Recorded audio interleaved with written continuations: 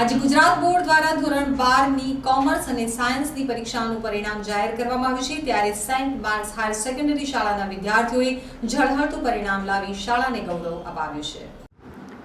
અડાજણ ખાતે આવેલી Saint marks higher secondary શાળામાં સુરતમાં પ્રથમ ક્રમાંકે શેટ્ટી ત્રિશાલ લોકનાથ 99.14% રેન્ક મેળવેલ છે તો દ્વિતીય ક્રમાંકે જૈન પ્રક્ષલ ઉત્તમભાઈ જીઓએ 96.90% રેન્ક મેળવેલ છે તથા તૃતીય ક્રમાંકે દત્તાની જીઆર રીતેશ 96.32% સાથે રેન્ક મેળવેલ છે અને તેઓ શાળાનું નામ ગૌરવાન્વિત કર્યું છે। A1 અને A2 મળીને 15 વિદ્યાર્થીઓ તેમજ B1 અને B2 મળીને 67 વિદ્યાર્થીઓએ ઝળહળતી સિદ્ધિ મેળવી છે જેમને શાળા પરિવાર તરફથી અભિનંદન પાઠવવામાં આવ્યા છે। વિદ્યાર્થીઓનું કઠિન પરિશ્રમ, અનુભવી શિક્ષકોએ આપેલા માર્ગદર્શન અને વાલી મિત્રોના સહકારથી વિદ્યાર્થીઓએ સાબિત કર્યું છે કે લક્ષ્ય પ્રાપ્ત કરવા માટે ઈચ્છાશક્તિ પ્રબળ હોવી જોઈએ। ચંદવાની ડિમ્પલે એકાઉન્ટ વિષયમાં 100માંથી 99 ગુણ પ્રાપ્ત કર્યા છે તો ગુજરાતી તેમજ હિન્દી વિષયમાં 100% પરિણામ મેળવ્યું છે તેમજ શાળાનું પરિણામ 95% આવ્યું છે જેમણે શાળા પરિવાર તરફથી ખૂબ જ અભિનંદન પાઠવવામાં આવ્યા છે।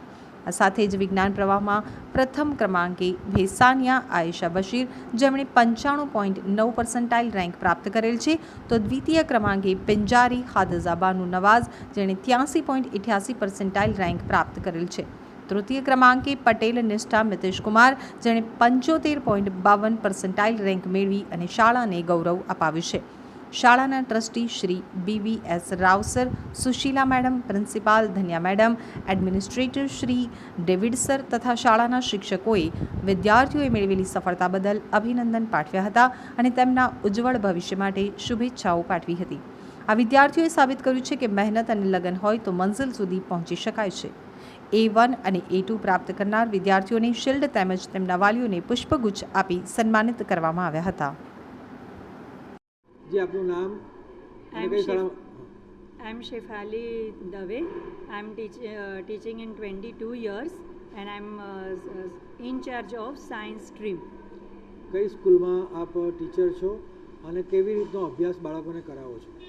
I am teaching in St. Mark's Higher Secondary School at Adajan and I told students to work hard and 8 to 10 hours daily they have to work, solve last year's papers to get good marks and this way they can score good marks. Written practice is much. રિટર્નની સાથે આપ બીજું શું કરાવો છો અલગથી? Written practice and computer, I am taking computer subjects, so I told them to do practicals also because practically also they asked questions in computer subject. जी sir, आपका नाम? BVS Rao, Saint Mark's school chairman. Sir क्या result आया है आज? 100% result आया हमारा science and commerce. आप कैसे बच्चों को अभ्यास करवाते हैं? शुरुआत से हम अच्छी से ट्रेनिंग देता है, हर रोज़ ध्यान देते हैं सभी सब्जेक्ट टीचर्स और प्रिंसिपल हम सब इसको प्रोत्साहन देता है बढ़िया से।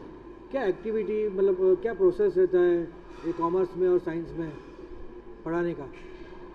इसको हर सब्जेक्ट को इन डेप्थ पढ़ाता है और विथ प्रैक्टिकल्स और with teaching aids with help of the technology media everything will help them to learn.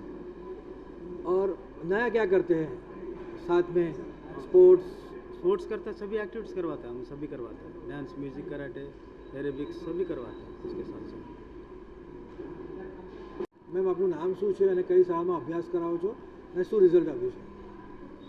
My name is Dhanya Prince. I am working here as principal in St. Mark's Higher Secondary School. Today, higher secondary commerce as well as science results were declared and we got fabulous results with 95% passing result.